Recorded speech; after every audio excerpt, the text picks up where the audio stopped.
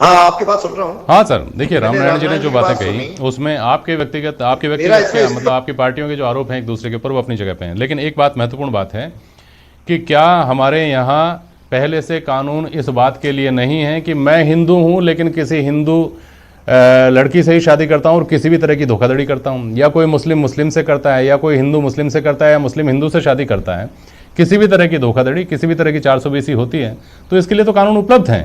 फिर नए कानून की ज़रूरत क्या, नए कानून पर बहस क्यों?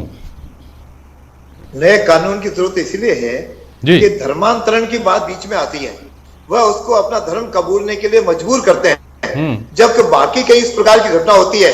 आज आप इतिहास उठा करके देख लो, जितने मुसलमान बच्चों ने हिंदू बच्चों के साथ किया है, मुझे बता दें, इक्का दुक्का रामनारायण गिना पाएंगे जो है हिंदू लड़के ने किसी मुस्लिम बच्ची का, वहां तो एकदम से उखड़ पड़ते हैं, तो सांप्रदायिकता उधर से फैलती है। यानी अधिकांश जो है ये मुस्लिम बच्चे हिंदू बच्चियों को बहला फुला के, उनका गरीब व्यक्ति तो गरीब के धन का प्रलोभन देके नहीं तो शादी करते हैं।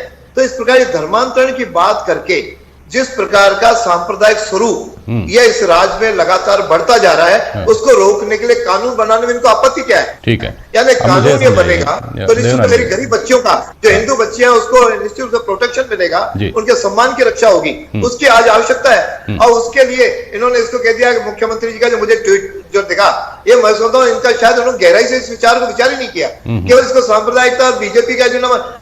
अरे बीजेपी का एजेंडा राष्ट्रीय एजेंडा है, इसका पूरे देश भर में। आप कर्नाटक के उठा के देख लो, केरल का एग्जाम्पल उठा के देख लो, वहां बड़ी मांग हो रही है इस प्रकार की, वहां पे रोज जो है घटनाएं हो रही हैं कि हिंदू बच्चियों को भगा के ले जाया जा रहा है, गरीब बच्चियां जाकर प्रलोभन दे रही है।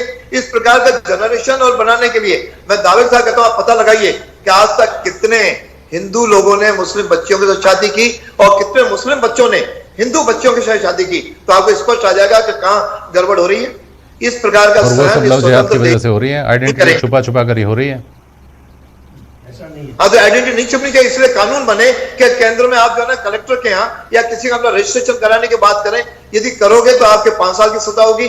उसका सहयोग करोगे, जो मध्य प्रदेश कानून बनाने जा रहा है, यूपी बनाने जा रहा है, गुजरात में इसकी चर्चा है, उसको राजस्थान में बनाने में इनको दिक्कत क्या है?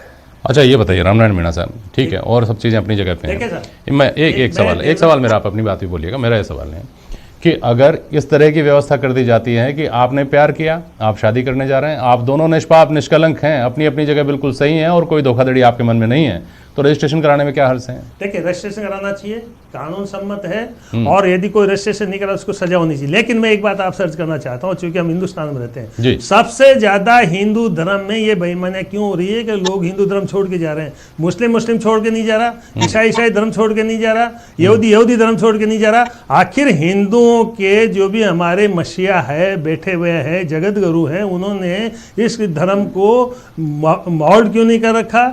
हम सबको साथ नहीं, ये हो रहा है, इसीलिए ये चीजें आ रही है, इसीलिए ये चीजें आ रही है। अच्छा। नहीं तो ये कभी नहीं आती। आज हिंदुओं में ही फिरका परस्ती क्यों है? जब ये एक जाति से दूसरी जाति में नहीं कर सकते, जातवार कर देते हैं। वही स्थिति आज मुस्लिम से कोई पता नहीं मीणा जी, हमारा विषय तो ये नहीं है। और मैं तो एक बात और समझने में, तो मुझे थोड़ा ये भी समझाइए कि जातिवाद के बारे में तो कहा जाता है कि जातिवाद की गहराई आज से 100-200 साल पहले ज्यादा थी, तो उस वक्त तो इस तरह की साहब तो प्राइम डिबेट में मसला ही नहीं आता। आज इसको ठीक कर दीजिए, मैं कहता हूँ हिंदू धर्म बढ़ता जाएगा। हिंदू धर्म सिकुड़ता क्यों जा रहा है? ये इसी का एक पार्ट है। ये भी नहीं, मुझे बताइए, ये तो एक स्थापित सत्य है कि जातिवाद की गहराई किसी जमाने में सदियों पहले ज्यादा थी, तब तो इस तरह के विकल्प नहीं ढूंढे गए थे। आप भी तब तो इस तरह के विकल्प नहीं ढूंढे गए थे कि हिंदू धर्म में बुराइयां हैं इसलिए दूसरे धर्म में जाकर शादी कर लो। क्या दिक्कत आ रही है आपको?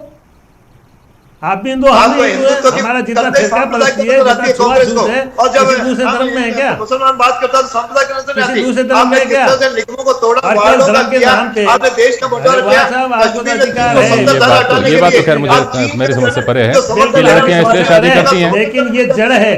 हाँ, जड़ होगी, बिल्कुल होगी। मैं ऐसा मानता हूँ। इसलिए लड़कियां प्यार कर बैठती हैं, इसलिए लड़के प्यार कर बैठते हैं। उनके सरकार कोई सेव करती नहीं अपने समाज में। प्यार, इश्क, मोहब्बत जिसके चलते शादियां होती है और इंटरकास्ट और इंटर रिलीजन शादियां होती है, तो उसका मुझे नहीं लगता कि इन सब चीजों से कोई ताल्लुक है। लेकिन एक बात बताइए हारून रशीद साहब, हाँ आप कुछ बोलना चाह रहे हैं, पहले अपनी बात बोलिए, लेकिन मेरा एक सवाल भी है आपसे रशीद साहब। वापस आता हूँ मीणा साहब आपके पास। रशीद साहब एक बात ये भी बताइए कि लव जिहाद, मैं अपनी बात यहाँ से शुरू करता हूँ कि अगर कश्मीर में से 370 हटती है तो हिंदू मुसलमान, जबकि वहाँ मुसलमानों का कोई लेना देना नहीं। 3 तलाक पर फैसला आता है तो हिंदू मुसलमान, जबकि वहाँ हिंदुओं का कोई लेना देना नहीं। अब लव जिहाद का मतलब ऐसा तो है ही नहीं कि मुस्लिम लड़का अगर कोई अपनी आइडेंटिटी छुपाकर हिंदू लड़की से शादी करेगा तो उसके खिलाफ कार्रवाई होगी। ये तो सबके लिए है, अगर कोई धर्म छुपाकर धोखाधड़ी से शादी करता है तो उसके खिलाफ कार्रवाई होगी, कानून लाया जाए। तो इसमें कहाँ हिंदू मुसलमान, हारून रशीद साहब? देखिए अभी तक